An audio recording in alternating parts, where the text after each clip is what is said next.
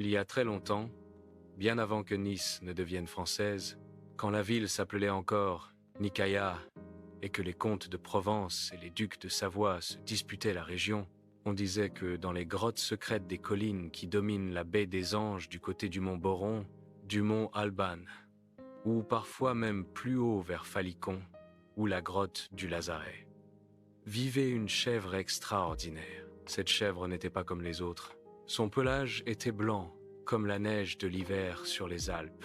Mais surtout, ses cornes et ses sabots étaient en or pur, et elle brillait dans la nuit comme deux flammes.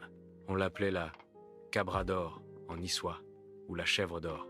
Les nuits de pleine lune, uniquement, quand la lumière argentée inondait la colline, et que la mer scintillait jusqu'à la Corse, la chèvre d'or sortait de sa grotte. Elle gambadait sur les rochers, faisant teinter ses sabots d'or qui laissaient derrière elle une traînée de pièces anciennes, des écus provençaux, des ducats génois, des louis d'or savoyards, parfois même des statères grecs de l'époque de Marseille phocéenne. Mais malheur à celui qui essayait de la suivre ou de la capturer. Beaucoup d'aventuriers, de bergers ou de soldats déserteurs ont tenté leur chance. Ils voyaient la chèvre au loin, suivaient la trace lumineuse des pièces, et puis, au moment où ils pensaient poser la main sur le trésor, la terre s'ouvrait sous leurs pieds, ou bien un vent violent les précipitait dans le vide, ou encore la chèvre se retournait, les fixait de ses yeux rouges, et ils devenaient fous, errant toute leur vie, en répétant « l'or, l'or ». On dit que le trésor qu'elle garde est immense.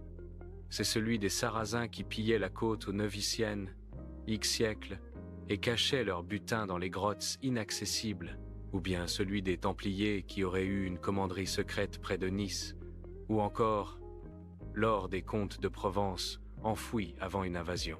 Les vieux du quartier du Vieux-Nice jurent encore aujourd'hui que certaines nuits de pleine lune, quand le Mistral tombe d'un coup et que le silence est total, on peut entendre, très loin dans les collines, le léger cling-cling des sabots d'or sur la pierre, et que ceux qui ont le cœur pur, seulement ceux-là, peuvent parfois trouver une seule pièce d'or sur leur chemin le lendemain matin. Mais il ne faut jamais la ramasser deux fois. La première est un cadeau, la seconde attire la malédiction.